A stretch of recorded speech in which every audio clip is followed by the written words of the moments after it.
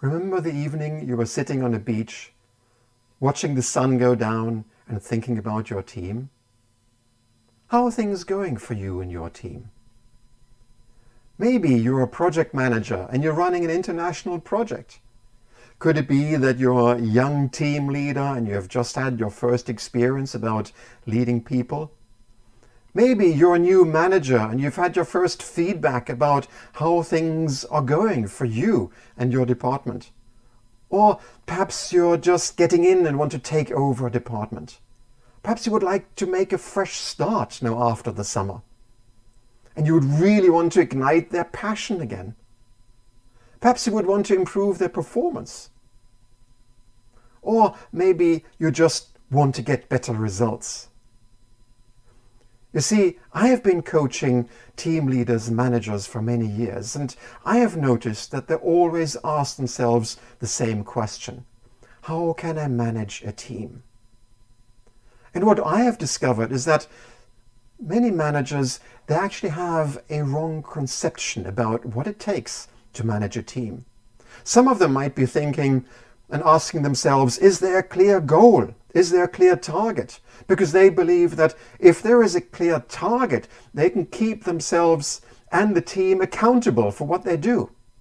But they miss the fact that when the target has been achieved, all the passion and all the performance actually drops down because everybody relaxes.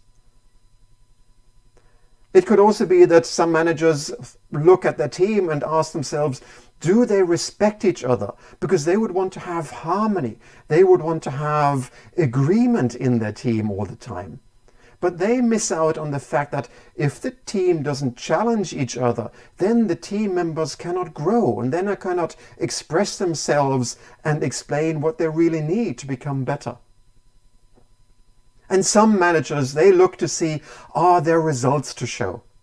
And they go into the routine of demonstrating the gaps between where the team is today and where they want to be in the future. And they miss out on the fact that just showing the gaps all the time gets the people frustrated. So the question really is, how do you really create team spirit? Imagine you had a clear process, steps, like a recipe that you could take together with your team to create that team spirit. How would that feel to have that united sense of this is what we do and this is why we're doing it and this is how we're working to become better? Wouldn't that be a great start over? So let's take a look at those clear steps that you would want to take with your team so that you can create the spirit that you would like to have. Because in this spirit is all the passion that the team would like to have, all that feeling of having a safe process, of being really good, having the feeling that the people matter and that there is progress that in the end will lead to the results that everybody is proud of showing.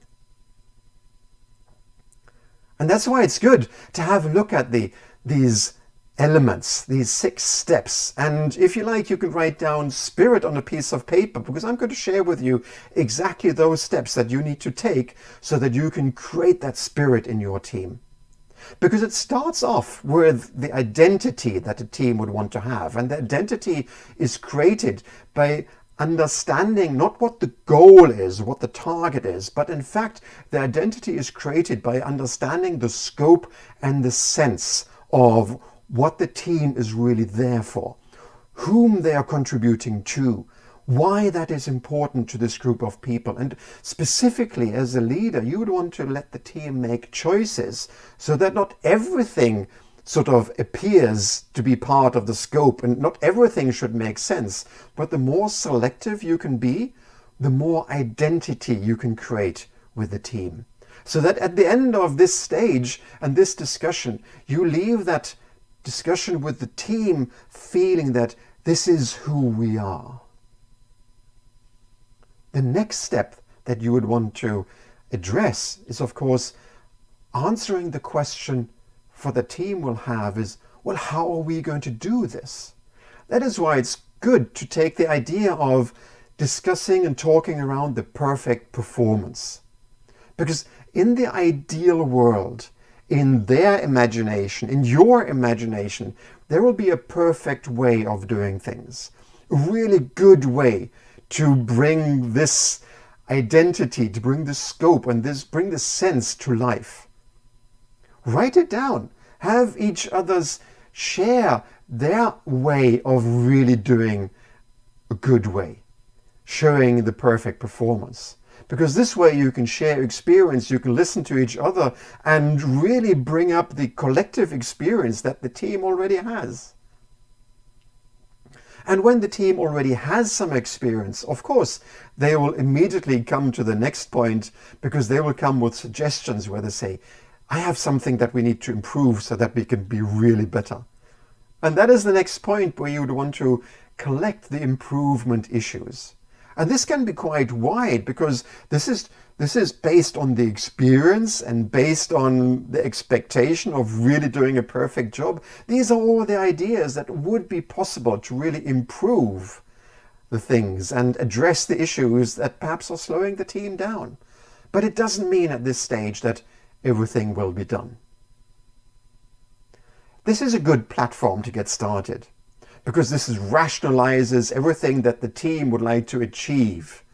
And it doesn't address the issues yet, what do I expect from you and what do you expect from me? And that is why the next element here, the R in the spirit, is quite important, so that the team can make itself accountable without you being there all the time. And that is why you need to talk about the rules and the rights of the team members. The rules can be the expectations, how do we behave, and the rights could be even then my rights, how to address certain things or even say no to certain things, so that my voice is heard and it doesn't sink and get dissolved in the team. Because the team actually does consist of individuals, so the individuals have rights and there are rules that they have to obey.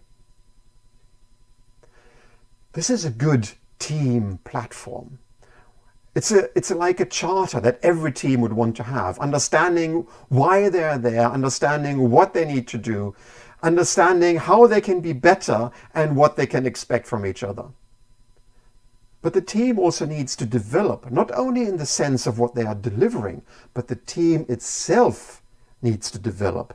They want to grow and progress, which means that out of this point here, the desire to be perfect and the situation where certain things might need to be improved, there is the next I here, which are the ideas that could be done, and specifically the importance of those ideas has to be selected, so not everything becomes important.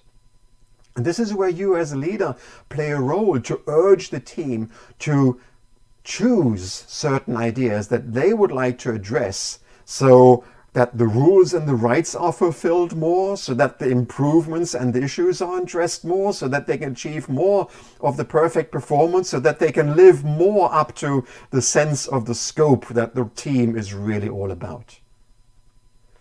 But these ideas, these important issues that you'd want to use so that the team develops, it is not up to you, the leader, to develop these, to implement these, to do these. It's up to the team to make these happen as well. But in this process of creating the team spirit, that is where you would want to make sure that somebody takes care of the tasks. You would want to ask for volunteers out of the team, and if somebody volunteers, you might even want to ask for somebody who would like to help the volunteers so they don't have to do everything by themselves. But only at this point will the team transform, will the team progress as a team and mature as a team, so that you can really build on the team spirit that you're starting to create here. These are the 6 elements that really create this spirit of a team that's going to last for a while. And it would be a good idea to review the team spirit like every half a year, every 6 months at least, just to make sure, because certain things change. Because if you do improvements down here, on the important ideas, of course you will be better up here. So there will be the next thing that we do want to address and improve. And as the team matures, as the team develops, of course, the rules and the rights, they change. The ideas, what needs to be improved, what will change, and the next tasks that will transform the team will change. So the leader who leads the team has all the interest to address the team spirit in regular intervals. And this way you can make a fresh start with your team. This way you can reignite the team's passion. Maybe you, after a short while, you will even be able to improve the people's performance, and I'm quite sure that you will get better results. Because I know that I documented this in my book, Speaking the Language of Leadership. But the only person who is really responsible in creating the team spirit, that is you, the leader. You are the one who is creating the team spirit. And if you would like to have support how to do that, of course you can address yourself to me, because I am Coach Colin and I am here to help you master your leadership. And if you would like to know more how you can become an even better leader, the next page might be interesting for you, because there I'm going to show how you can get the book, Speaking the Language of Leadership, that I have written, that is all about creating the spirit for the teams and getting the leader to really lead the team to success. So what are you waiting for? Create that team spirit and get what you want to have.